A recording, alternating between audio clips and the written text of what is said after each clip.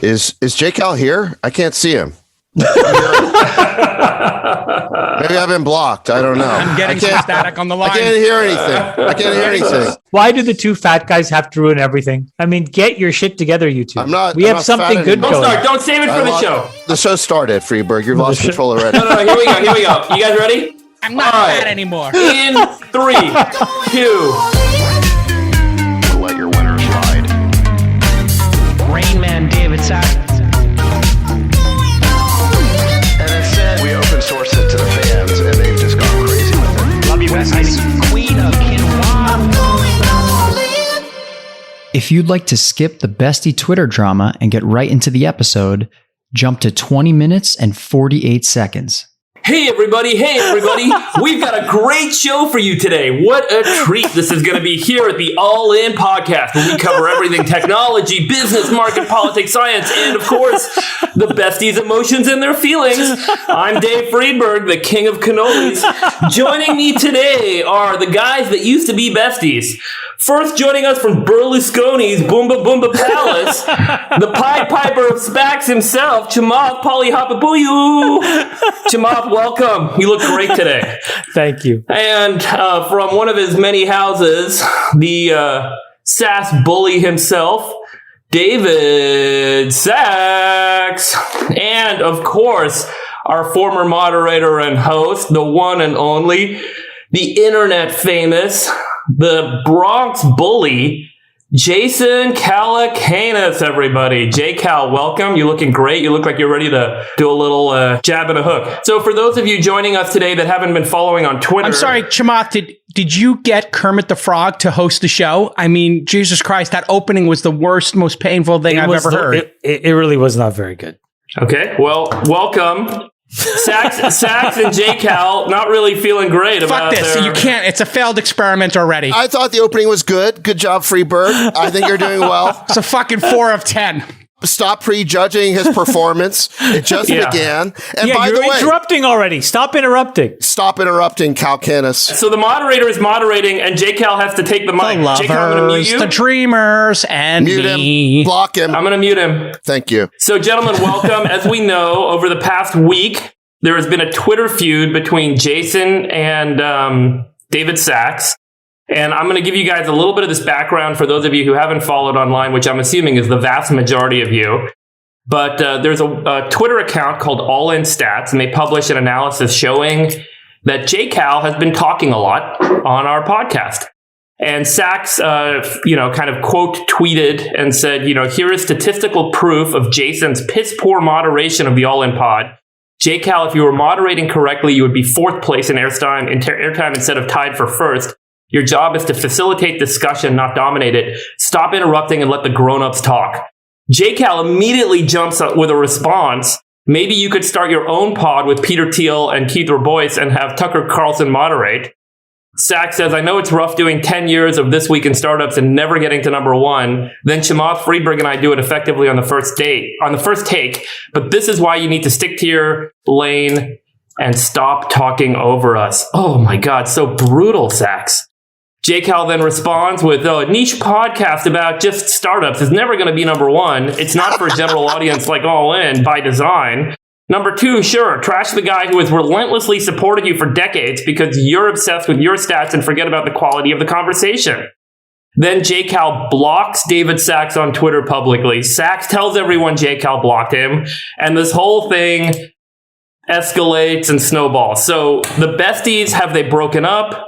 Are they going to get back together? Is this podcast going to continue? My mom sent me a text this morning. Has the pod disintegrated? Jason pulled out? Question mark. The drama ensues. So, gentlemen, I leave it to you, Sachs, with your opening remarks, and then J-Cal, you may respond. I'm here to moderate this opening of today's All In Pod so we can kind of get past this and hopefully get the besties back together and continue our conversations that I think many people find valuable and are super helpful and useful for us and for our listeners. Sachs, please. Well, I mean, I can see on Jason's face that he's hurt by my tweets. Maybe he should go first and explain what's so hurtful. I mean, look, the reality is about this show that, breaking balls is part of it. We've been doing it for, a year and a half. and nobody does it more than Jason. And then all of a sudden, you know, he's on the receiving end of a couple of mean tweets, and he's like the schoolyard bully who finally gets popped in the nose and goes running to the teacher, and he can't stop bawling. So, you know, where is it that somehow the word piss poor crossed a red line for you after all of the, you know, ball busting you've been doing for the last year, that somehow that's out of bounds, and now you're going to block me and potentially end the show and our friendship? So explain that to me, big baby. All right. Number one, I want to talk about the statistics and my role. My perception of you, David, is that you got a taste of fame and celebrity, and it's gone to your fucking head, and your ego is out of control. You now have stopped doing your job every day, and you are obsessed with your statistics and how you're perceived on the pod, as seen by your obsession and your bromance with Henry or Harvey, Bellcaster, whatever. You're sitting there obsessing over what percentage each of us talk. None of the other besties are reading All In Stats or getting obsessed with Henry Bellcaster and how they're perceived on the pod. You have taken a championship show, which I pulled together with my decades of experience and team as the point god. I am the Chris Paul of moderating. The reason this show is number one is because I created a super team. There are 4 people on this podcast who bring a lot to the table. And you have asked for decades for Air Cow. I will not pull out a list. But the time that you were going to get canceled because of beep, and the other time that your company was in the beep because the beep was investigating it, you called Air Cow. You called in Air Cow. You can't deny it. And nobody has benefited more from my skills in media than you. Are you? So wait, sorry. Are you speaking in an accent? I'm not speaking in an accent. I'm getting, this is when I get upset. He's getting verklempt. He's getting verklempt. Listen, he's controlling it. Okay. I'm bringing the ball up court, and I fucking pass the ball to everybody. I am white chocolate on this team. I am the professor. I am Chris Paul. Okay? And I pass the ball. Now, if you want to be a point guard like me and throw crisp passes that make the audience laugh and make them cheer and bring down the whole goddamn stadium, well, sometimes I'm going to do a no-look pass that's going to hit you in the back of the head, or it's going to bounce off. You can't fucking cry about it constantly, David. And if you're looking at the minutes, I have to read the story and prep the story so I can put it in your lap, which I love to do. I love my role here. And you're taking my minute count, which is at least 2/3 moderation, and you're saying that's indicative of me being piss poor. Now, if it's all a goddamn joke, that's fine, but you're messing with my business. My business is podcasting and performing. If you got a problem with me as the moderator, you have my fucking phone number. You can call me. But don't go out and start some fight with me and then go start hanging out with Henry Bellcaster when I'm your boy, okay? And then everything with you is about your call-in clubhouse killer, and we've got to move the pod to that. You're getting out of control, David. You need to realize we started a podcast that went to number 1 instantly, and be grateful about that and stay the course.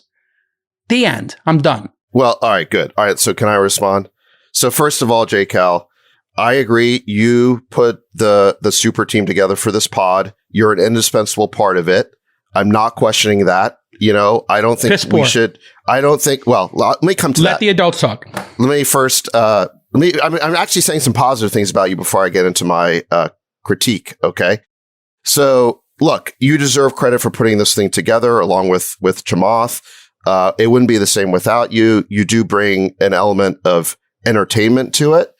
Lord knows if it was just Freeberg moderating all the time, it'd probably be extremely boring. So, look, although we're going to give him a chance today, so who knows? But rough start. And it's not that I was angry or upset or concerned about my airtime or any of that stuff. I was frustrated, okay, because your moderation, I have a couple of concerns about or I guess complaints, okay? One is that you do tend to interrupt, and I'd say you interrupt Not me true. more than the others. False. Okay? And specifically, Not true. Let's talk about the issue. The issue where this came up was the Eric Adams issue last pod, okay? So you didn't even go to me. This issue, the Eric Adams issue, is all about the crime issue. What the audience doesn't know is that you went to Chamath like 3 times, then you moved on, and we had to come back. I said, no, listen, I raised my hand to get back into the conversation. We edited that part out. You skipped over me completely. I don't know how that was good passing. Where was the dish to me on that issue? Okay, let me explain to you. Can I respond to that? Sure. You've got 3 people on the team who can score. I come down the court, I pass it. Sometimes there's 2 open guys. You're the guy who was open, who didn't get the pass, and now you're walking down the court complaining. No. Instead of keeping your head in the game. This would be like not going to Freeburg on a science issue. All right, okay? so I understand. Any chance for you to defend the cops beating up criminals? I understand that's your wheelhouse. Next time when it comes to that, I'll make sure I pass it. It would be a conspicuous. I understand. I agree with you. I agree with you. It's an oversight. I can't hit every perfect pass. You're expecting perfection. So then it's a missed pass, and now you're upset about it. Okay. So then I basically say, listen, I want to talk to this issue. I have 3 points to make. I'm not through point number 2 before you're interrupting me and taking the ball away. The specific reason why I said I have 3 points is to telegraph to you. Don't interrupt me, bitch. I got 3 points to make, okay? What do? You cut me off in the middle of point 2. How is that good moderation? I don't think you do that to Chamath or even Freeburg. This really is about Chamath versus you and my relationship with each other. I love you both. No. And the reason why I brought up the all-in stats, okay, is not because I'm concerned about my airtime, but to show, you seem a little concerned. No, because they broke down that I was like 4th in airtime. And so the only point about that is why are you giving me the hook when I'm not talking too much? If I were talking too much, if I were monologuing, it'd be a whole different story. But you're yanking the mic away from me in the mid-sentence before I even had a chance to finish. Okay. And there's one more thing, okay? Which is as soon as I bring up any concern with the moderation, where do you go? You start calling me Tucker. You know, you start labeling me in this way. Okay. Have you had dinner with Tucker in the last year? Just like a year ago. Have you had dinner with Tucker in the last year? You're proving my point. Where do you go? It's called a joke. Yes, but why? I'm trying to keep the show entertaining and keep it moving. No, part of keeping the show entertaining and moving is keeping you guys from monologuing. I have to cut you off and make jokes.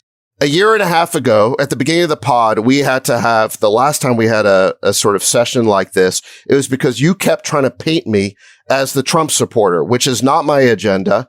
Okay, now Did you vote for Trump? Now you're trying to hang the Tucker Trump label on me. Why aren't you saying, hey, let's hear from George Will. Let's hear from William F. Buckley. The reason why you're choosing those labels is because you know they are anathema to most people in Silicon Valley, and you're trying to stigmatize me with them. No. You're trying to hang... Are you reading from your notes? You're trying to hang that albatross over my neck, okay? And you're trying to anathematize me in the view of most people in Silicon Valley. You're causing... That's not what I'm trying to do. I'm trying to make a joke. But you are causing the audience to prejudge my message, my points, before I've even had the chance to say them. That's not what I'm trying to do. By attaching the boogeymen of the left to me, okay? The result of that is the audience is going to prejudge what I have to say, and probably a third of the audience will never want to hear what I have to say because you've pre-labeled and prejudged me. That is a serious problem. And that is fucking with my business. That is fucking with my business. Is it really? A lot more than me calling out your shitty moderation on one show. Oh, so now it is shitty moderation. Oh, okay. I thought it was great moderation. Now we're back to it being shitty moderation. Let me ask you a question. You know what you're doing. Did you have dinner with Tucker this year? You know what you're doing. Have you had dinner with Tucker? Answer the question. All right, I'm going to mute both of you now. Okay, I'm the moderator. Chamath, do you want to weigh in on these 2 idiots and talk a little bit about how we can move this show forward? And at this point, I'm thinking about vetoing the publication of the show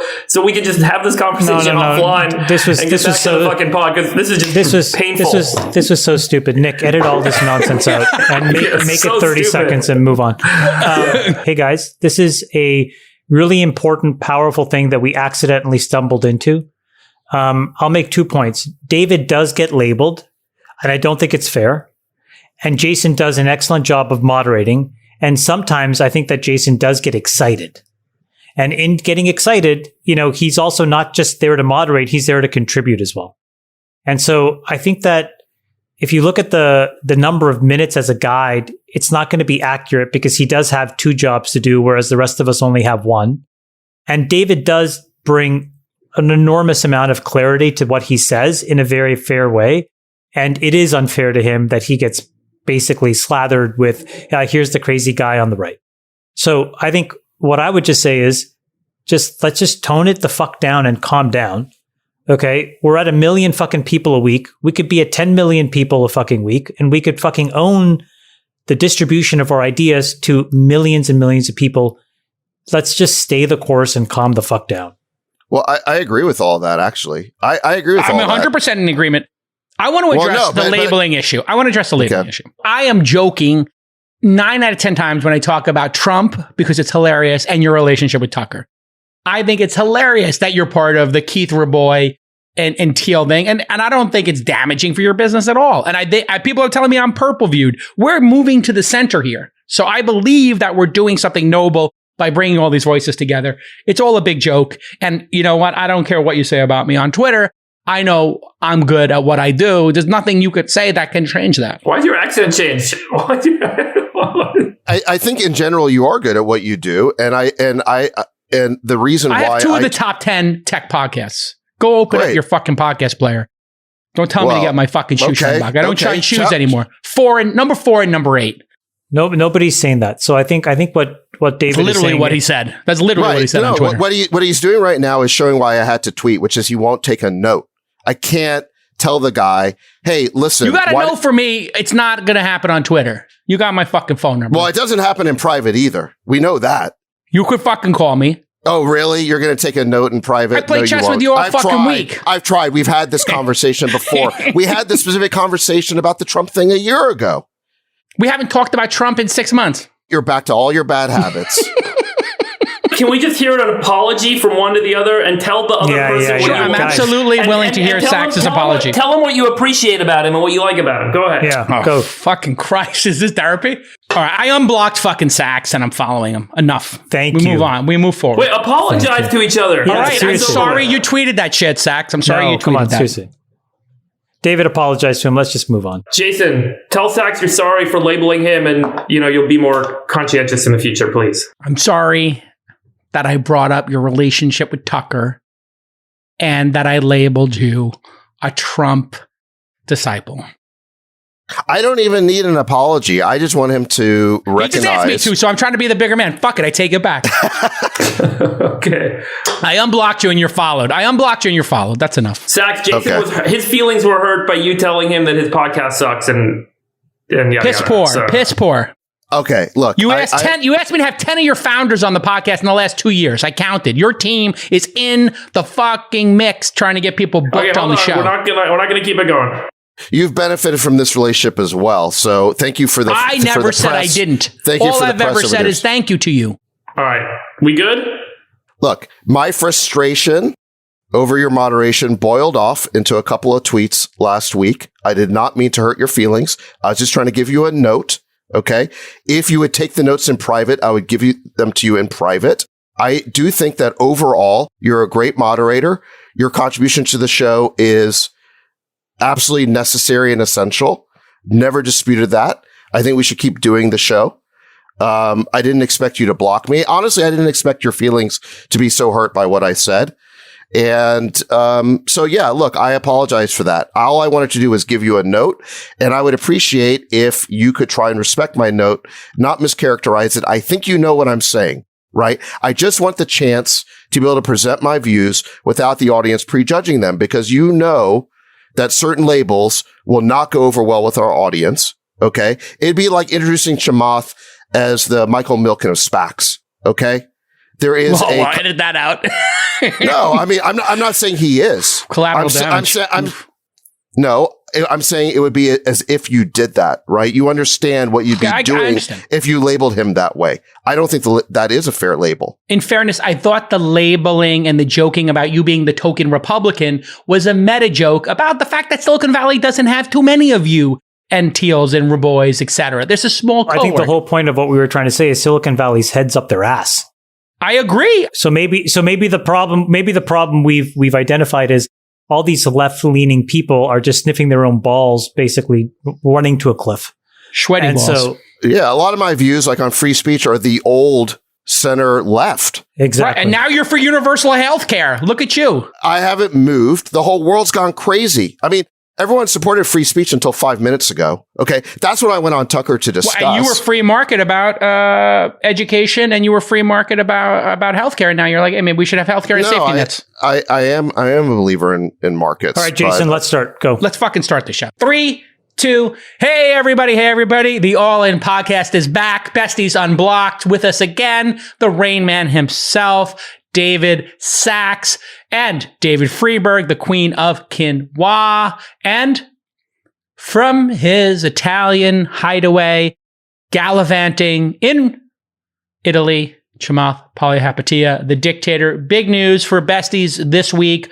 Robinhood has filed their S-1 and paid a FINRA fine, $70 million for outages and misleading customers, multiple days of outages back in March 2020, we talked about here, and poor communications around options trading risks. Robinhood's S-1 highlighted some extraordinary growth during that period, as we discussed on the pod. 18 million funded accounts, and they're on a $2 billion run rate, $522 million in revenue in the first quarter, up 4x. And monthly active users have more than doubled, 8.6 million accounts to 17.7 million. Just in the last year, revenue is up 300%. Any thoughts on Robinhood's S-1? Obviously, I'm an interested party. It's the largest fine ever, I think, of this type. But on the FINRA's largest fine, yeah. Yeah, so it should be a black eye for the company. But the reality is that they're happy to pay the fine and just move on, so they don't have this issue hanging over their heads anymore. And now they're going to be able to IPO at like a 50, 60, $70 billion valuation.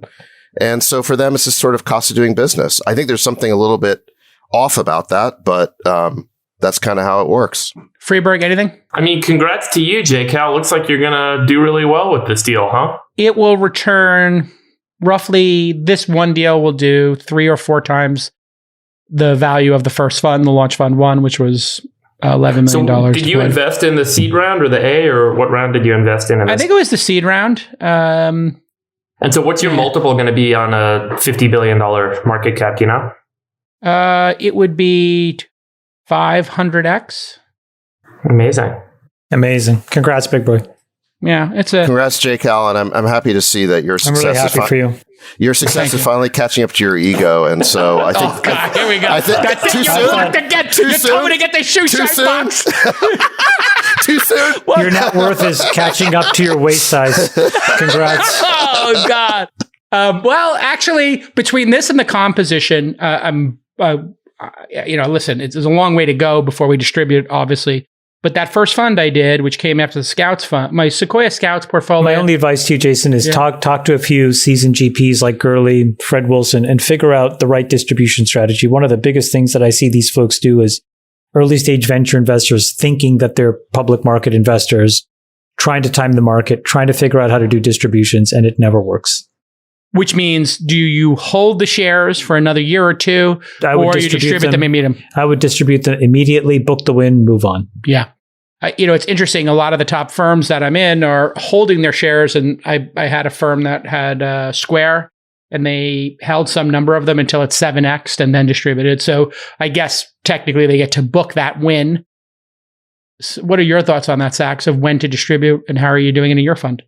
Yeah, I mean, it's a good question. The reality is that, let's say that you're in year 4 or 5 of a 10-year fund, you could hold the shares for another 5 years. And if the shares go up over that 5-year period, you'll do better.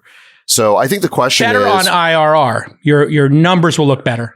Well, I mean, you're compensated on the absolute amount of return that you generate, and so it might. No, but if you distribute the shares, and then if you're in carry and you just hold the shares, you'll realize the same gains. You're not. Exactly. Well, it depends what happens to the stock price. I guess what I would say. No, but hold on a second. If the stock were to go 10x and you get 20% of those shares, if there were 100 shares, you had 20. If it 10x, you're still getting 20%, right, Chamath? So it nets out to the same if you hold the shares yourself personally. This is why I think that if you're in the business of running a multi-fund business, I think you're better off generally. And I think, again, if you talk to the best firms out there, they typically will not try to guess what's going to happen in the public markets. They distribute and they move on to their next fund. And then, because you have to remember, the IRRs, you go through these rough patches, it decays quickly. And all of a sudden, something that looks great can start to look not so great. And the example of that might be Snowflake or something going down after it went public. And if you had distributed it, you would have booked the win at that high multiple.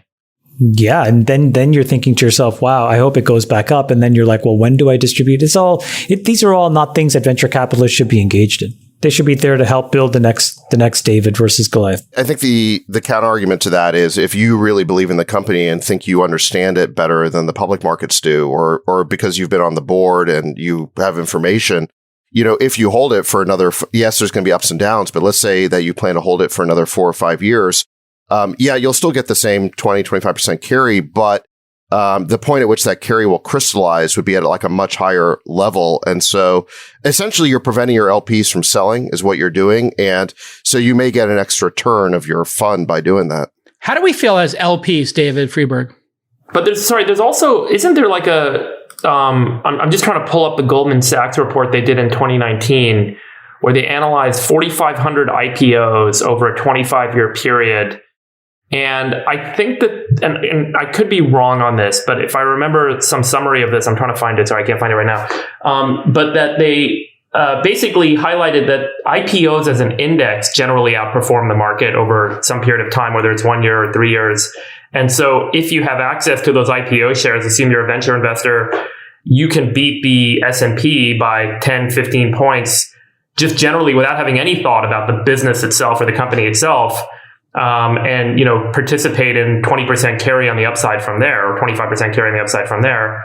And so generally the rule of thumb becomes, well, you shouldn't distribute right away, you should hold. Is that not kind of a common dogma amongst GPs nowadays?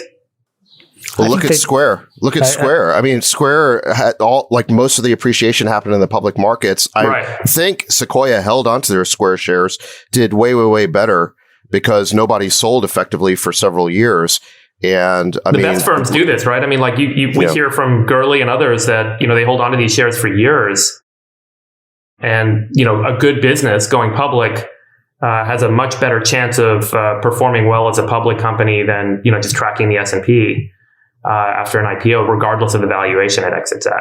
Well, how do we feel as LPs, Chamath? You're LPs in a lot of funds. I'm in 15 funds. You want your shares. I don't know, no offense to any GP out there, but I don't think they're as good of a public market investor as I am. So give me the shares. I'll manage it myself and get out of the way. I give money to to your point, a lot of GPs because I want private market exposure. I don't want them speculating in the public markets for me. I do that for myself. And so I would rather just get the shares and make my own decision. A lot of foundations, for example, are in the situation where they're there to fund programs. So if they have a, multi-$100 million position in a great company, and they can't fund a program or a hospital system can't do what they need to do because some GP is speculating in the public markets, I think it's insane. Mm-hmm. So give the LPs the money and move on. It's not your job. Otherwise, you should run a generalized fund. And most people don't because they can't. Generally, how do you guys, when you are a large owner in a company that goes public, or just say the pool of venture investors or owners in a company that goes public, and the lockup is expiring, typically 6 months after the IPO, and you can now distribute your shares to your LPs, do those, investors take note of or have concern about the impact it might have on the stock price when they're making those distribution decisions typically? I think they think about that, but a lot of these LPs, particularly the nonprofits, they're forced day one sellers the minute that they get the stock. That's my point. It's like as soon as the stock gets distributed, everyone's selling and the stock takes a hit, right? And I think the market there's something happening. This is speculation that I don't have, so just take it as that. But my understanding was some investment banks went to and Chamath might know the background on this, went to some of the major LPs in the world, I'll leave it at that, and said, hey, you have a position in, I don't know, this cab company. It's going public. It's fully valued, or it's very well valued. Would you like to collar your shares before that? And we will take them off your hands and lock you into a certain price for some percentage of it. Basically, end running the GP's decision-making process. Of course, there's a lot of that happens. This is why I'm saying I think the GP is better off. If you're in the venture fund business, be in the venture fund business. Do a great job at that. Raise funds, distribute cash, do what you're supposed to do. But please don't try to do something. It's kind of like asking, the firemen to also operate on you. No, I don't want that. Take me to the hospital and let the doctor do their job. I think it's a very valid perspective. I think it's probably the baseline that VCs should operate from, but I do think there are exceptions where if the VC's been on a company board for a while and feels like they understand the company better than the public markets, especially during the first 2 years as a public company when the markets can be really choppy and the company's trying to find its level and people don't really understand it. I think there is an argument for the VC having expertise in that initial public run, then they might be doing their LPs a favor by holding. But look, I think Chamath's point is well taken. Also, companies are going public earlier. So this is going to become a bigger issue because it's an easy decision in year 11 if you were an Uber investor or an Airbnb investor to say, okay, it's been 11 years. We're going to give you your shares. But if you're in year 5 and the company goes out so early, you could make an argument, hey, maybe we hold it for 2 or 3 years. Just going back on the previous topic, JCal, the FINRA news on Robinhood, right? So FINRA, just so everyone understands, is not a government regulator. It's a private entity. It's called a self-regulatory organization. And these SROs are basically, they have a board and a bunch of people that run them, but they're pooled and managed by all the participants, the private participants in the market. So Goldman Sachs and Morgan Stanley, JP Morgan, and all the banks, they are all part of the FINRA SRO. And so the way that these SROs are set up is to avoid government regulation and to avoid government intervention in markets, and allows the markets to effectively self-regulate themselves in a way that everyone in the market is kind of keeping an eye on each other and making sure that this is being taken care of. And I think one thing to take note of from this fine is that it telegraphs that FINRA and the markets in general, the market participants in general, may be rather concerned and rather worried about government intervention in some of these new markets and emerging fintech practices. Because they wanted to say, look, we put the gauntlet down on Robinhood. We made them pay the biggest fine ever. We made them pay $70 million. Stay away. We're taking care of it. Because the concern everyone's had is that AOC and Elizabeth Warren and a bunch of people on Capitol Hill are waving flags saying, we need to step in, we need to regulate these companies, we need to regulate these practices, we need to protect consumers. And so this fine really signals that the market is a bit concerned that the government is going to come in and start trying to tell fintech companies how to practice and how to operate, and generally tell all market market participants how to operate, which is a very scary prospect for them. So to me, this was really big news about what it telegraphs the backdoor conversations are, that are going on with market participants right now. What you're almost saying is that this is a benefit to Robinhood to pay the largest fine because it says to the politicians, look, we've already been punished in this, maximal way. You don't need to layer it on top. So in a way, it's better for Robinhood that they paid $70 million instead of $10 million.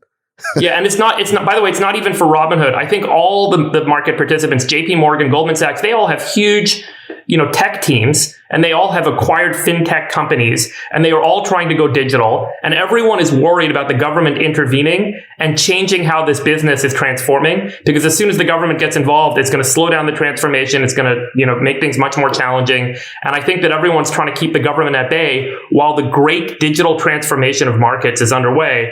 And I think that's like the biggest signal from this FINRA fine. And there's some interesting nuances there that they brought up, something like the confetti. So when you buy something on Robinhood, it used to explode confetti, gamification. They're like, oh, we're going to take that out. And, if you go to Vegas, they've got bells and whistles going off everywhere when you place a bet.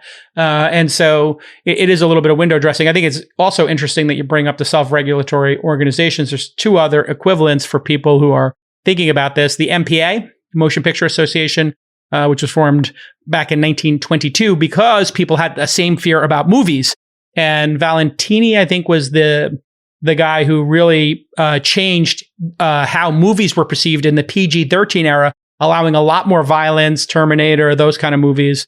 And then you had a similar thing happen in the video game industry in 94. Does Robinhood still have like the lawsuits with like Massachusetts? There's like 10 other lawsuits, class actions, et cetera, about No. But these are more like with government entities, right? Like didn't Massachusetts try to state attorneys general? Yeah, something like that. I think, right? Yeah, I don't know. But the other one that was very interesting was the ESRB, which is the Entertainment Software Ratings Board, because video games like Mortal Kombat and those and Doom were, had to self-regulate, right? So either you regulate yourself. Jason Chamath's asking a question about lawsuits at Robinhood. I know. I was trying to deflect and shoot. I noticed. Come on, man. Can we move on to the Delta variant? Because I'm supposed to be hysterically afraid of getting COVID now because I've been vaccinated. People keep talking about there's this Delta variant, it's spreading. And then I'm hearing one set of information, which is if you're vaccinated, it's not an issue. And then other folks are going on TV saying this is going to be like, we're going to have to put masks back on in California. I can't find any data about how many actual cases there are. But according to the US CDC, 46% of the total U.S. population has been vaccinated now. And New York, New Jersey, California, all well above 50%. Some people are in the 60% of adults, 70% of adults. Florida is still trailing. But I can't, and people are saying this is going to become the dominant variant. Freeberg, how should we look at the Delta variant if you're vaccinated? And then how should we look at it in terms of, are we going to go through mandatory masks again, which people are starting to signal already in certain coastal cities? Yeah, so Trevor Bedford's a great guy to follow on this. He's an epidemiologist, virologist who on Twitter. On Twitter, yeah. TRVRB is his Twitter handle. And so he's aggregated a bunch of good data. So there was a paper published 2 days ago out of the UK where they are trying to estimate the the reproduction rate of the Delta variant, and it looks like it's about 1.3. That means for every person that gets infected with the Delta variant of the SARS-CoV-2 virus, 1.3. That's the R0 you're talking about? That's some people call R0, yeah. And so it turns out that, that number is higher than what we saw with the original SARS-CoV-2, which I think was probably closer to 1.1 or so. And so, what that means is this variant is much more infectious, right? It could spread through the air. The proteins could last in oxygen much longer and not degrade. All these different reasons why it might be kind of more infectious. And there are some cases of people that have been vaccinated, but this is not the predominance of what we're seeing, that have tested positive for having this Delta variant, but are having mild to moderate symptoms. There aren't at this point there's not a lot of data to indicate that this is actually kind of like a lethal risk or a fatal risk to people that have been vaccinated. In fact, that seems to be not true. And one way that data is kind of demonstrated right now is there was another analysis that was done where they showed what is the reproduction rate of this variant based on what percentage of the population has been vaccinated by state. And they showed that, for a state that's had maybe 30% of its population vaccinated, the R0 is closer to 1.35. When 60% of the state is vaccinated, the R0 is just at 1. And so there's this, negatively correlated kind of relationship between how many people have been vaccinated and how much this variant is transmitting. And that makes intuitive sense, right? Like if people are vaccinated, they're not going to get infected. The virus isn't going to hop from person to person to person. Now, when you do the analysis of what percentage of the U.S. population is unvaccinated, and how reproductive this virus is, a lot of epidemiologists are saying that the models indicate that we could see up to 10% of the U.S. population now get hit with this variant. And what we don't know is what percentage of people actually had, SARS-CoV-2 in the first run around last year. But we are seeing this variant pop up. Now, the fatality rate doesn't appear to be much higher than what we saw with SARS-CoV-2 the first time around. And so there's no indication to say like, hey, this is going to be much more lethal. So when you combine those factors, it seems like at this point, the death rates in the U.S. are remaining flat and stable, while we are going to see and may expect to see a continuing surge up in terms of the number of cases. Are we going to require masks? This goes back to kind of my previous point about, I think we've kind of normalized ourselves to masks and shutdowns and lockdowns and all the stuff that we did last year, thinking that it had an effect. A recent paper showed that lockdowns had no effect on the reproduction rate in the United States, because at the end of the day, if a government says lockdown or a government says put masks on, people still have a tendency to do whatever the hell they want to do. And at least in the United States, that is the case. That is not the case likely in Asian countries where we did see an effect of lockdowns and masks. But in the United States, these restrictions obviously had adverse economic effects, but didn't seem to have a strong epidemiological effect, based on a recent paper that I will share in this thing. So what are we going to do? I don't know. I feel like we've normalized masks, we've normalized lockdowns, we've normalized these responses, but SARS-CoV-2 is going to be here forever, and it is going to cycle through variants, and that's the concern right now. Let me make a prediction. I think that at the end of this thing, what I think I have come to the conclusion of is there was a lot of unknowns that got perverted into hysteria and mania by a handful of organizations to basically sequester power. And what we realized is that these people were incompetent and they didn't know what they were doing, because you ended up in the same place with all of these different distributions of actions. And so now I think when you have this other variant, I think there's a growing sensation by a lot of people, not just Americans, that the CDC, the WHO, whoever it is probably at best guessing and at worst making it up. And the ultimate result is it's almost as if they like being drunk with power.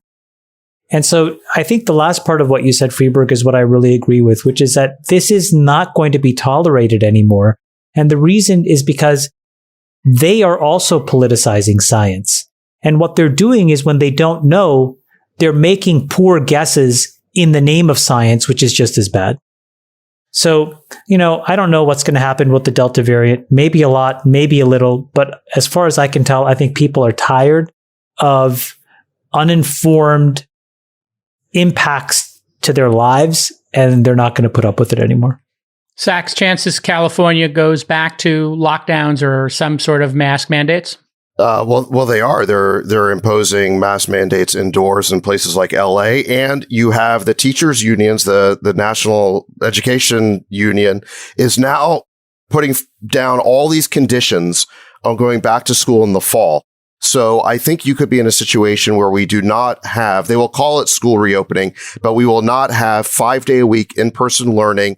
And the public schools that have it are going to have all sorts of insane restrictions and conditions, like making kids who really aren't at risk for COVID, even the Delta variant, they're going to force them to wear masks. They're going to enforce this ridiculous social distancing. They're talking about making the kids who aren't vaccinated sit at a separate table like the outcasts. I mean, it's insane what they're talking about doing.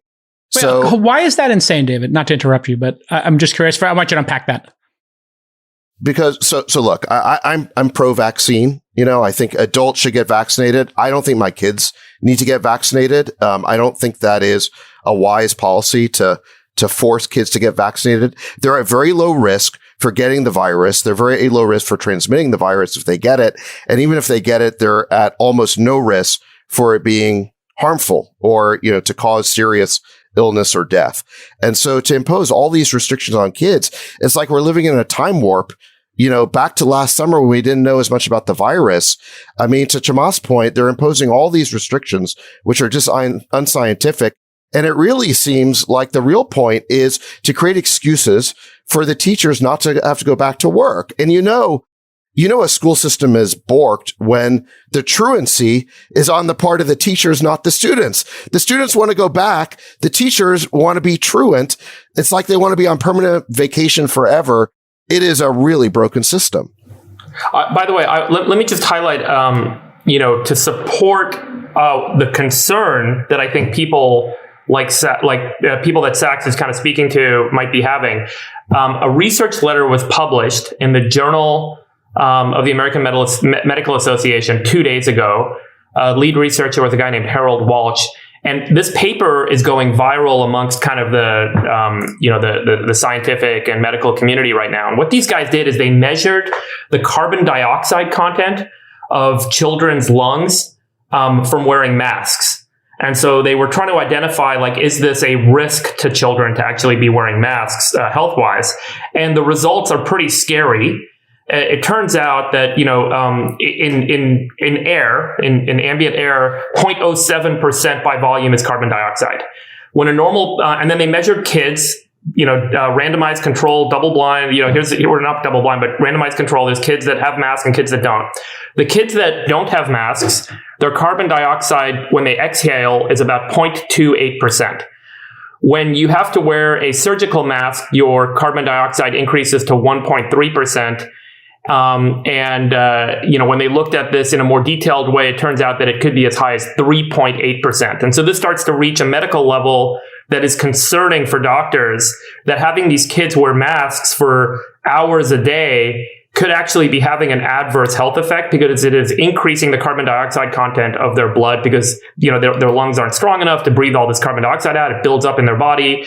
And so there is now a counterpoint that is being made by scientists and doctors that maybe the benefit of the safety we might get from kids wearing masks and spreading the virus is outweighed by the cost to their health as a result of wearing these masks. And to ask kids to wear masks for 8 hours a day or 5 hours a day for 9 months a year, we're just now waking up to the fact that there may actually be consequences to this. And I'm not making a strong case. It's like child abuse. So we sent our 5-year-old to a summer camp in LA. Okay. And the camp is outside and all the adults are vaccinated. Okay. But they're making the kids wear masks and it's no fun, and they can't play sports the way they need to. And we just said the hell with this and we took them out. Now, what I don't understand is why people aren't laying this at the feet of Gavin Newsom. This is 100% his order. All he has to do is say, listen, we don't need these rules anymore. It's kids, it's outside, and all the adults are vaccinated. What is the point of this? And, and I think we have this recall election now that's been scheduled for mid-September. Right now it looks like Newsom's going to cruise to winning. But if we had a candidate in California who could say, listen, we need 5 day a week in-person schooling in the fall, no exceptions. All the teachers need to go back to work or they're going to need to be looking for new jobs. We're not going to kowtow and give in to all these unnecessary, unscientific restrictions. Okay. Because Newsom will not make that guarantee. I think they could basically steal this thing. We don't have anyone standing up saying that. And I think the closer we get to the start of school, if we don't have that kind of 5 day a week instruction, I think parents are going to be up in arms about this. I think they will be. And I think what we're going to prove is none of these folks really know what they're talking about. And so they will make it up. And someone will have some shred of evidence about something on either side of any topic. And all it'll do is obfuscate and confuse. And the end of it will be somebody imposing something onto you that will have a negative impact on your life. But for their benefit. In the teachers' case, it's for their benefit. Like, I don't want to go back. Listen, I don't want to say all teachers don't want to go back to school. I know a lot of teachers want to go back to school and teach kids and take the masks off because it's insufferable. No, I think you can say the union and separate it from teachers. Exactly. Yeah. I don't think it's all teachers. It's some percentage of teachers, but I think we're going to move, David Freeberg, correct me if I'm wrong here. We're going to move to a 2-class system here. If you're vaccinated, you get one set of rules. And if you're not vaccinated, you get another. And this is where David, I think, kids who are over the age of 11 or 12 who do get vaccinated, they shouldn't have to wear a mask at school. But then... Well, sorry, can I just say something? This is what the insanity of this thing is. It's like, okay, we're going to throw around, again, we're probably going to use the word equity when we make these new rules. But then fine, why don't you just create a school that has everybody in it who is vaccinated? Well, Sack said he didn't want that. I don't even understand. I don't understand this because all of us are vaccinated. So we don't need to worry about it. So in other words, we're going to impose restrictions on people and force kids or whoever to get vaccinated to protect whom? If all the adults are vaccinated, we're not protecting anybody. All we're doing is protecting, I guess, unvaccinated adults. That makes no sense to me. Well, they're taking the risk, right? I mean, if you're choosing to not get the vaccine at this point, Friedberg, you're taking some significant level of risk or some moderate level of risk. Well, does the government have a responsibility to protect that person? I don't think it matters. What I think matters is, remember, like, the societal responsibility is not and cannot be to protect every individual. The societal responsibility is to make sure that society functions. And if we take a zoom back, and I just want everyone to reset your brains, go back to March of last year. And we were talking about the surge of deaths in hospitals, and hospitals were going to be overwhelmed. And that was the reason we needed to go into lockdowns and the reason we needed to stop the surge. even if this Delta variant is highly infectious, there are enough people vaccinated in the United States at this point that this Delta variant is not going to crush our hospital system. It's not going to cause massive amount of fatalities, which is the reason we went into lockdowns in the first place. All of the concerns that we had last year that rationalized a lot of the extreme behavior that we undertook no longer exists. And we are now talking about continuing those behaviors under a different set of standards. And the set of standards is now, I can't put a teacher at risk. I can't put an individual at risk. And even if that individual got infected, if the fatality rate is so low, I can still say, well, they could die. Therefore, I can't have them exposed, right? And that has become the new standard. It's what I think Sachs and that article kind of talked about as zeroism. You know, you get to a point, if you're fighting a war on a battlefield, and you're like, well, I can't let any of my soldiers die. We can't move down the field. You're not going to move down the field. You're not going to win the war. And I'm not saying that this is a war. The point is society has to progress. The economy has to progress. Yes. People's lives have to progress. People have to be educated. Life is about progress. And if we halt progress because of the concern that any individual might get harmed because of the progress of the group as a whole, we will not go anywhere. And we've created a new set of standards that I think creates that very reality. And it is frightening. Let me put a finer point on this, which is just this Delta variant is just more COVID fear porn. Okay. This is the third variant of concern where they've been, running around alarms saying that, we have to worry. The truth is it more transmissible? Yes, it is going to, I think, sweep through areas of the country in the fall that aren't vaccinated. But the question is, how does it perform against the vaccines? And so far, the vaccines are holding up. The variants, none of the variants have really punched through the vaccines in a meaningful way. I think the stats on Pfizer were, it maybe reduced the effectiveness from 95% to 88% or something like that, but it wasn't a material difference. If you are double vaxxed with Pfizer, you are protected against the Delta variant. And so this is just more fear porn that they keep pumping. I'm in agreement with you. And I think this reminds me of when we were growing up in the 80s, they tried to scare us about sex and HIV.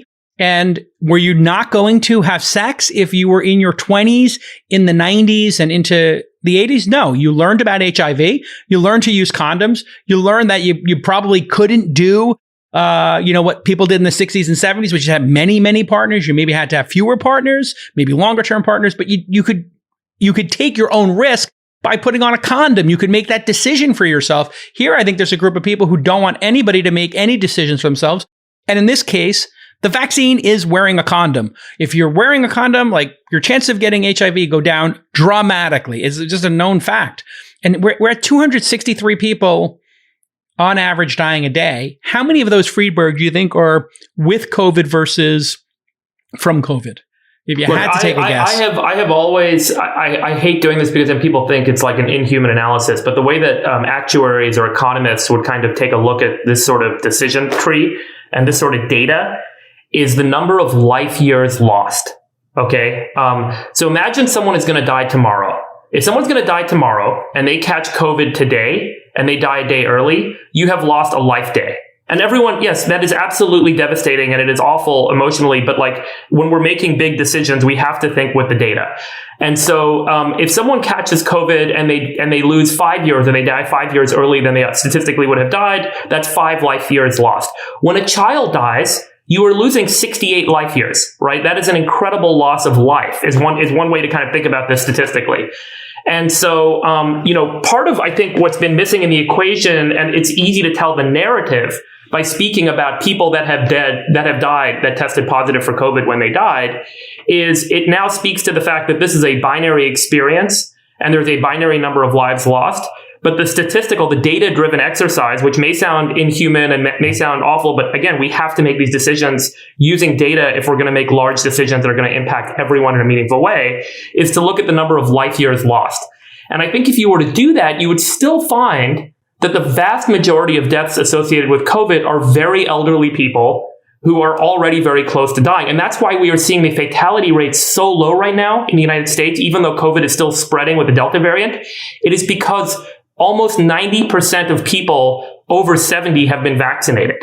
And as a result, the people that are most at risk of dying are well protected, and we are not seeing a significant loss of life associated with this terrible virus. The terrible virus is still spreading, but the life lost is still not there. Now, someone might raise their hand and say, well, we don't know the long-term implications, the long-term ramifications. Long haul COVID, yeah. I would raise my other hand and say, show me what the data is that says that there are those long-term implications and ramifications, because I can say the what ifs about anything and then implement any policy decision I want by just saying what if, and we don't know.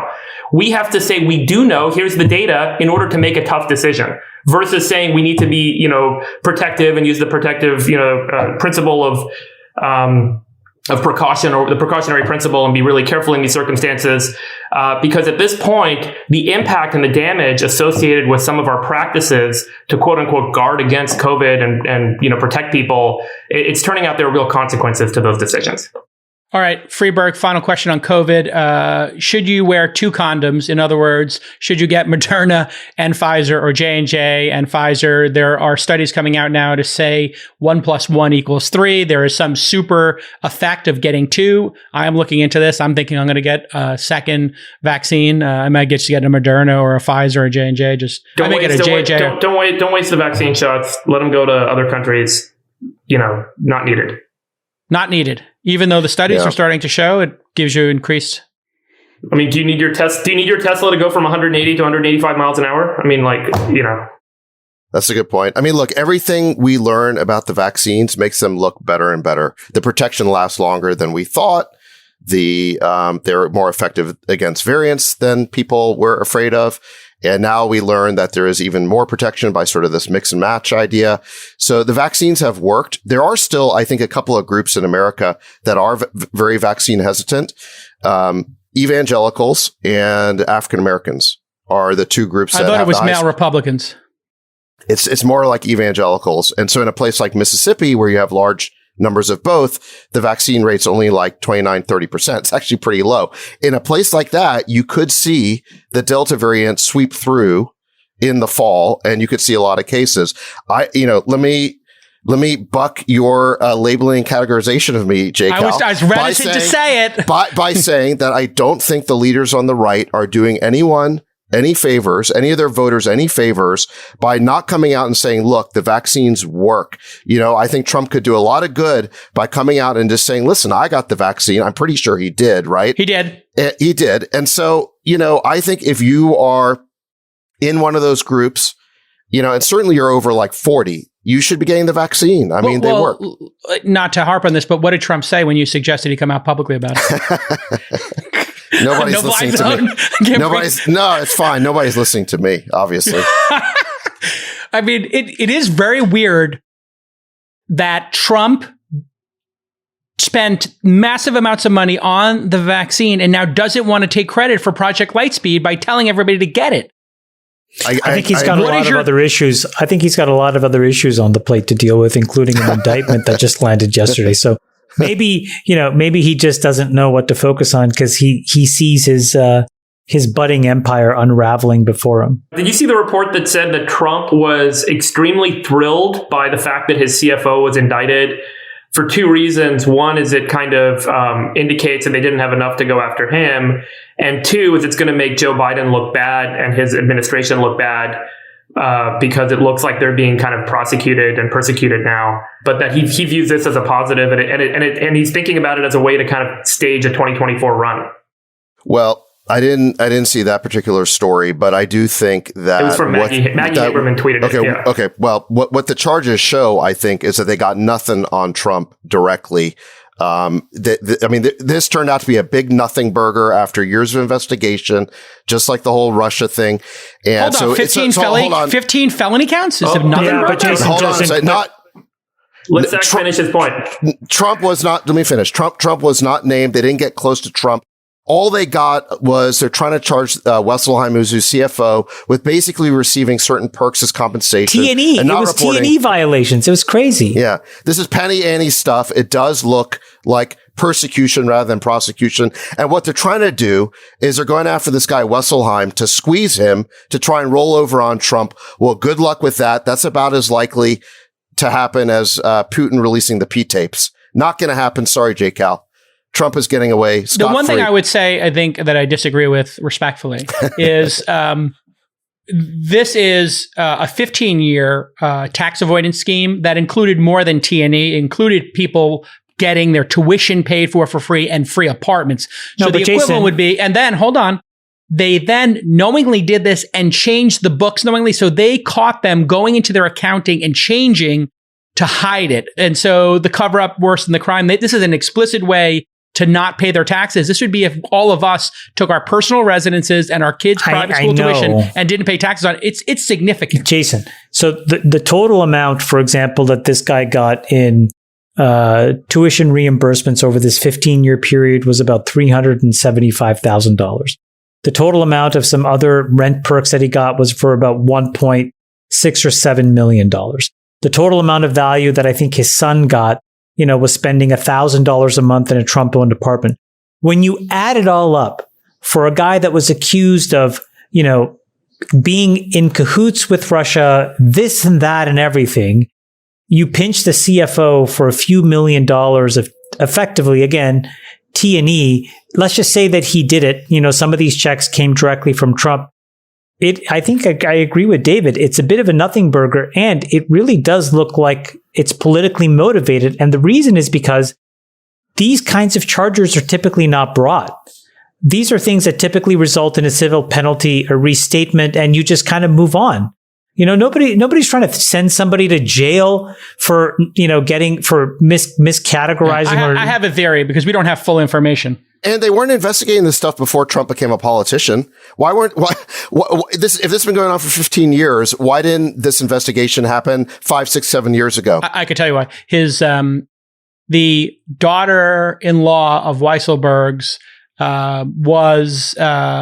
received a lot of these perks, and then she dropped a dime and gave all the documents to them. My theory on this is, because we don't have complete information yet, I think that they have this bigger tax case around making the assets look smaller when paying taxes and inflating the value of the assets when getting loans. And I think they want to get that. And the way to get that is to flip Weisselberg because Trump does not use email and communications. I think that that's what's going on here. But yes, you're right. They're trying to flip him. Look, the KGB had a saying, show us the man, we'll tell you the crime. Okay. They decided we're going to go after Trump. This is entirely political. They weren't interested in him 5, 6, 7 years ago. Once he got into politics, they became interested in him. He became the man. And now they are trying to roll up and flip all these people and try to get them to turn on Trump and give them something. These Democratic pit bull prosecutors, they are going to make Trump look like the victim here. This will rebound, I think, in a negative way. It is a really stupid thing that they're doing. I mean, this could have happened in so many different ways. The guy was finished and washed up, right? He was in his little hovel in Florida, no Twitter account, no Twitter account, no access to his base. The one time he actually showed up in New York 2 or 3 weeks ago, I don't know if you guys saw the photos. He looked so disheveled, so old, terrible, so broken. Let the guy wither into obscurity. But instead, you pin these charges, you create an entire press cycle. You're going to rally so many people on the right, and actually a lot of people in general who feel like, wait, what are we doing as a country? Why don't we just be done with this guy? I don't ever want to hear about him ever again. And instead, we're kind of like bringing it all back front center. I just think it's a bad look. What do you think about the Insurrection Commission? Do you think that should be disbanded as well, Chamath? No. Because you think that should be pursued? Yeah, because that's not necessarily about Trump. That it is about a whole totality of things that really will lead into the fact that we have a lot of far-right organizations that need to be understood. We have one far-left organization that needs to be understood, all in the same light, which is that these folks are a destabilizing force to democracy. And so, you got to get to the bottom of what the hell happened. Sachs, do you think the Insurrection Commission is going to be equally kind of politically motivating for Trump's base and for folks like that? Well, I just think that you have to decide as a country whether you're going to keep relitigating, what happened in the previous administration. I mean, if we're going to go back and keep this going, we're going to go back and look at why did the FBI use the Steele dossier to go to a FISA court to spy on members of the Trump campaign. There were 17 misrepresentations in their petition to the FISA court. I mean, there was clear misconduct there. We're going to go back and relitigate that and go after people and punish them. Look, maybe we should, okay? But I think that this is the thing about politics. Everyone just wants to move forward. We're in a new administration now. Whatever misconduct occurred, I think the punishment was paid at the ballot box. I think it's just time to move on. And I agree with that. I know there's going to be a lot of partisans on both sides who just want to go relitigate and punish their enemies forever. But I think the American people just want to move forward. Yeah. Jake, what do you in the far left want to do? Well, I'm not on the far left. I mean, I think that there is I do think that there is a bunch of gamesmanship here. I think this is a chessboard that on the left, they're saying, if we have a chance to take Trump out of political life, we need to do that because the cost of him getting reelected in 2024 is too great. And so what we're talking about here is, what is the best path to doing that? And, Chamath's right, like just letting him fade into obscurity. He may not want to run again because he's so old and it's so painful to be president for him. He's 75. I mean, he's going to be 78 or no, 70. He'll be the same age as Biden going in. I mean, this is ridiculous. Both of these two guys are one-term presidents. I think that is abundantly clear. I think the question is, what is Biden's transition plan? Does he actually only stay 2 years and transitions it to Kamala? I don't know, but there's no way that he's running for a second term either. He does not look healthy. I think that much is, at least, and I'm saying this as, a centrist Democrat. He doesn't look completely fit. And it's only going to get worse. And this is the most incredibly stressful job in the world. Neither of these two guys are our long-term solution. It's time to let it all go, right? It's like we had 4 years of just chaos. We now get to have 4 years to catch our breath. It's time to find the late 40s to mid 50s centrist normal people again. And we have 3 years to do it. Who do you think that is on the Republican side? And Chamath, who do you think it is on the Democrat side who's going to run for the next election cycle? Because just this morning, by the way, an article came out that highlighted that several insiders in the White House are completely up in arms about how chaotic Kamala Harris's office is, which is basically a way of starting to shoot her down, right? So if you think about the motivation here, someone in the White House is starting to shoot Kamala Harris down, which means they're starting to weaken her a little bit in terms of whether she could actually be a good replacement for the next term. I don't know if that's truly the motivation, but that's typically what these sorts of stories indicate. So if not her, who on the Democrat side, and if not Trump, who on the Republican side in the next election cycle? Because those folks are going to start to pop their head up, right? Well, I mean, I think the person who has enough credibility to take a shot, it's not clear that she will, but if she did, she would be really serious and she could actually get people to be relatively normal, is Nikki Haley on the right.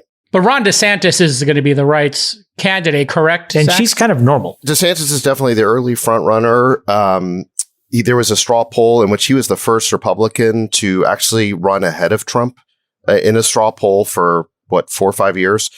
And it looks like he's running for re-election in Florida in 2022. So that's on his plate. But I think it looks like he's going to sweep to victory. He made the right decisions on lockdowns. This is the central feather in his cap that before any other governor, really, he looked at the data, saw that, to Freeberg's point, lockdowns don't make a difference. He went back to normal. The state benefited. You look at per capita COVID deaths in Florida, it's middle of the pack, which is actually a really good result given how many old people they have. So he did a phenomenal job, I think, setting COVID policy in Florida, and he did it in the face of a hostile media that was just tearing him limb from limb. And so he showed that he not only can find the right policy, but that he's got the spine to stand up for it. And I think as a result of that, he has galvanized early the Republican base. If he wins re-election in 2022 by a strong margin, I think he does become the putative frontrunner for 2024. Very similar in a way, I think, to the way that George W. Bush, he basically won re-election in Texas 2 years before he ran for president. And on the heels of that victory, he was able to make the case, look, I just got reelected. I'm very popular in a huge state of the country. You know, I should be the front runner. I think DeSantis is in a similar position. What do you think about Nikki Haley, Sachs? I think Nikki Haley is sort of popular with the establishment wing of the Republican Party, but she does not bring together both the sort of the establishment wing with the populist wing. And what DeSantis has been able to do is get the business Republicans and the establishment Republicans to get behind him, as well as the populist Trump base loves him. And that's the combo you got to have, I think, to win the Republican nomination. And so Nikki Haley, I think, you know, everybody who sort of reads elite media is going to over-index on her. But if you go to the straw polls and the rallies, she's not going to perform in those polls. There was a very interesting article in Politico, though, over the past week about how DeSantis is being very careful not to do anything to upset Trump. And I think he understands. Is he the VP candidate with Trump, you think? Well, that pre-assumes a lot of things happening. I mean, look, we don't know what's going to happen. I think that, you know, the number one way to resurrect Trump is what Chamath said, is to keep poking that bear, to fill him with the rage to sort of counterpunch and come back. I think it would be better, however, for a new generation of leaders to look. We're being run by a gerontocracy right now. So, I mean, just Biden is 78, Pelosi is 80, Schumer is 77, McConnell is 80, and Trump is 75. And that's today. Okay.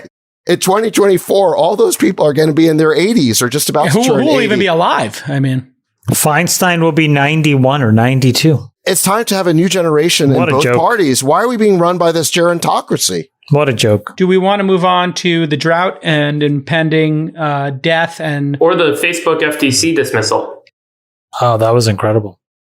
And also, the FTC got 2 gut punches in a row. And then, you know, Amazon writes this petition to recuse Lina Khan. It's like, that's why she was hired. Incredible. She was hired because she's an expert on Amazon. The Amazon letter was actually extremely well written and basically said, I know that she's in charge of basically finding fairness, and fairness seems to be that we will get legislated, but we believe that it's unfair to us. So please take her out of the mix. I just think it was fantastic. I mean, it's incredible. It's like, isn't this the point of having her in the job? It's like, we've hired a new prosecutor who specializes in organized crime, and the Gambino crime family has petitioned to have them exactly recused. recused from doing any organized crime. Right. Their argument is that she should be recused because she published articles on how that Amazon should be broken up, and they're saying she's already prejudged the situation. There's no way this is going to fly. There's no way she's going to get recused. But I think what they're trying to do is put an argument on appeal, so that if Lina Khan does break them up somehow, they can then go appeal to the Supreme Court or wherever. And this is basically reserving an argument they can make later. So just to highlight, the FTC brought this case against Facebook, saying that they're a monopoly and their monopolistic practices are damaging the market. The DC federal court threw out the case, and they basically said that the FTC failed to demonstrate in any way that Facebook has a monopoly over anything, because they kept using the 60% market share term, and they're like, 60% what? And the FTC was never able to give them data or facts to indicate what Facebook has a 60% share of. There are other social media services, there are other advertising platforms, there are other content sites that are all in aggregate much larger than Facebook.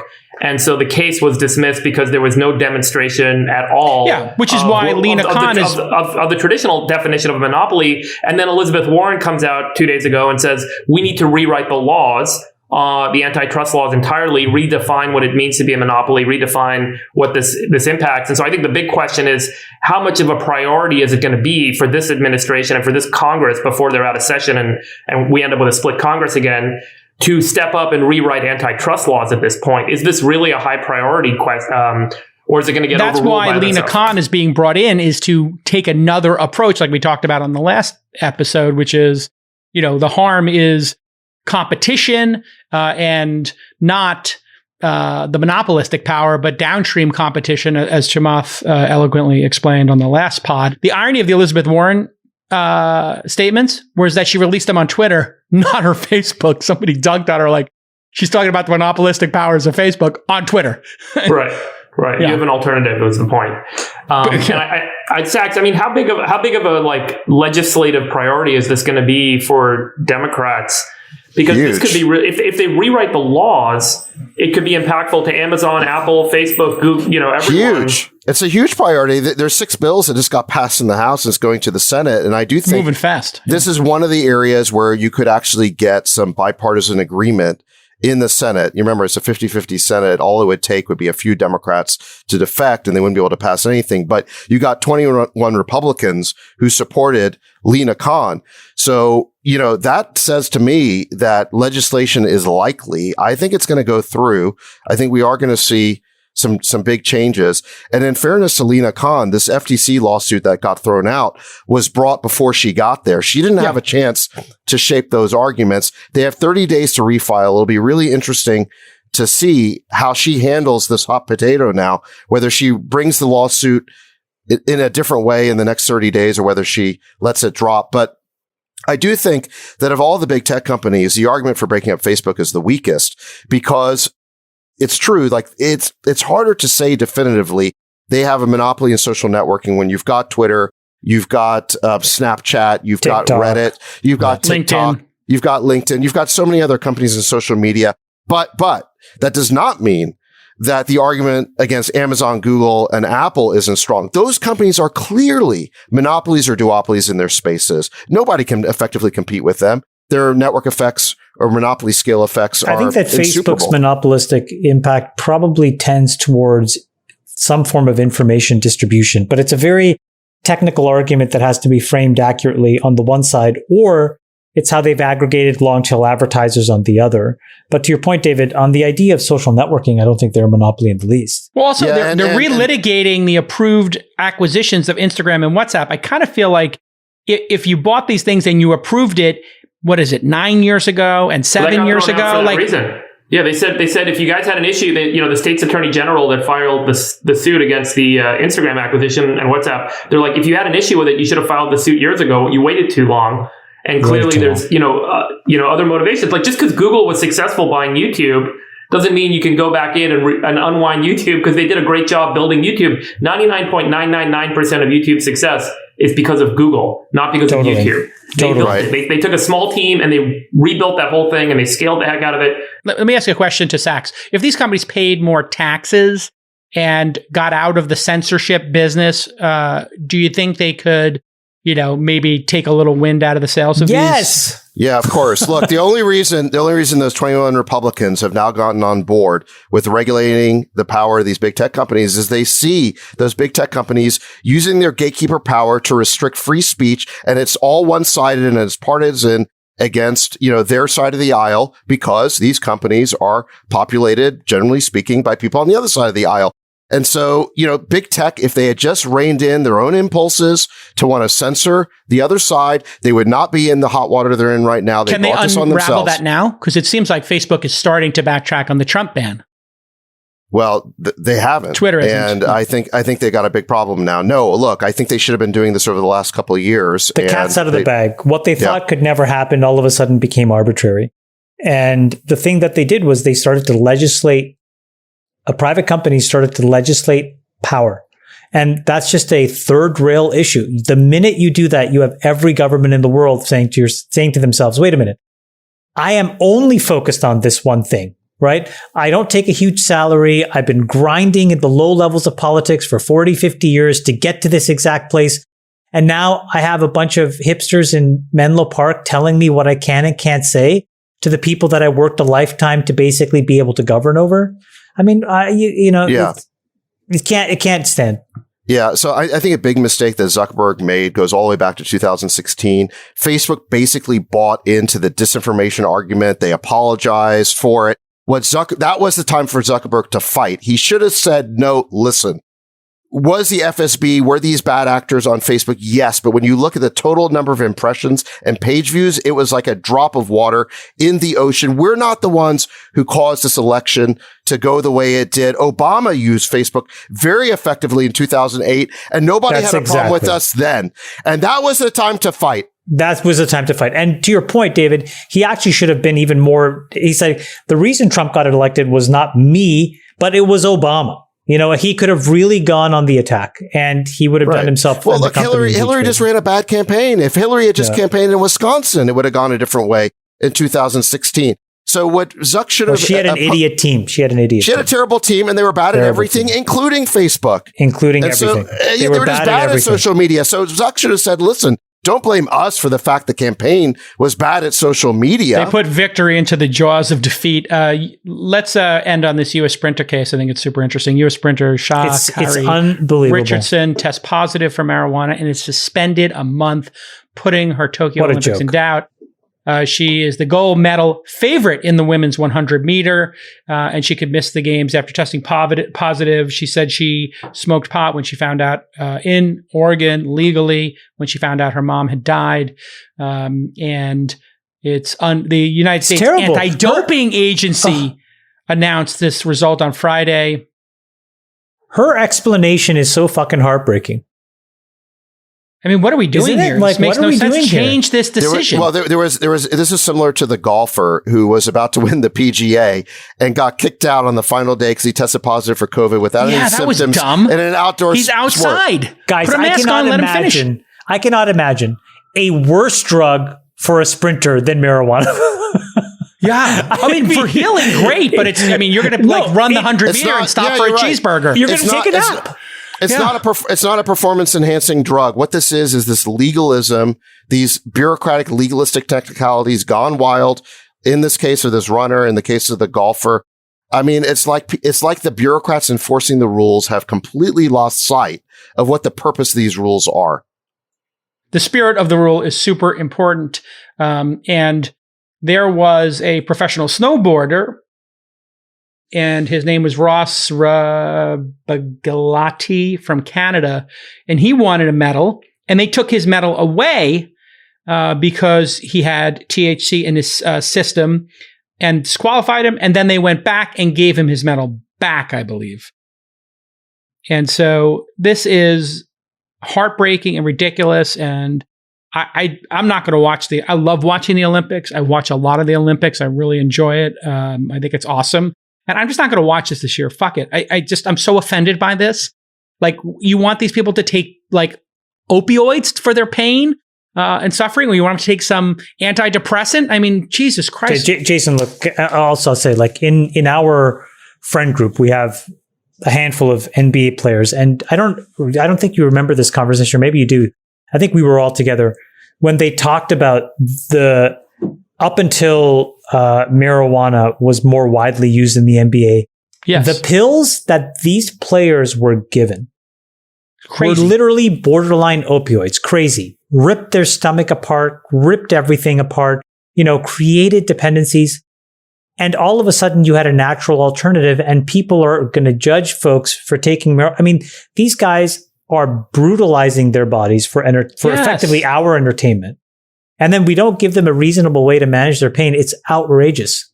And everybody else is smoking a doobie during halftime or taking a gummy on the way home to sleep. I mean, it's so hypocritical and ridiculous. It feels like, this country just feels like it's being run by a bunch of bureaucratic, technocratic weenies. And whether hall monitors, whether it's we should give them a wedgie and throw them in the locker. That's what we should do with this. Whoever put this person, they get a wedgie and get thrown in a locker. I knew you were a schoolyard bully, J. Cal. I'm not a schoolyard bully, but I do think the hall monitors, those you were a hall monitor, weren't you, Sax? Did you volunteer to be a hall monitor? Be honest. No. You were in the chess club. I liked our chess game, Sax. Yeah. Okay. This is how I knew that J. Cal wasn't real. I knew I had heard him. Okay. I knew he was genuinely hurt, but I knew he would get over it when I saw my push notifications, a request from chess.com. He started a chess game with me. So I'm like, How did I play? Because I'm a neophyte. He couldn't be away for too long. How easy was it to beat me as a 1,200 player to my 600? Yeah, well, the chess.com analysis said that I was never in any danger, but I thought you played pretty well. And yeah, give me a tip. What's my tip? Well, you didn't castle fast enough. I was trying to get that bishop out. Yeah, you let me trap your king in the center, and then it was but you did good. You did good. All right. I knew I was okay with you when I got the chess.com. I think we need a Vegas trip. Maybe we're all just a little cooped out. Maybe we need to go to Vegas, do a quick 48-hour run this weekend. Should we do a little 48-hour Vegas run? All right, everybody. This has been an amazing episode. So I'm officially unblocking Sachs. And I love you guys. I even followed him. Love you, Chamath. Love you, Sachs. Love you, Freebird. Jake, I have something to say to you as well, which is I appreciate you. I love System breakdown. Fuck it. Back at you. We'll let your winners ride. Rain Man David Sachs. And instead, we open source it to the fans, and they've just gone crazy with it. Love you, Bestie. Queen of Quinoa.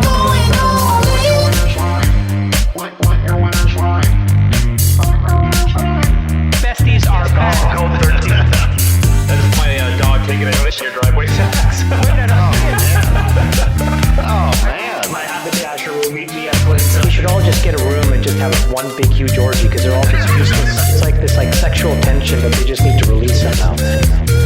Wet your beak. Wet your beak. We need to get merch. Besties are back.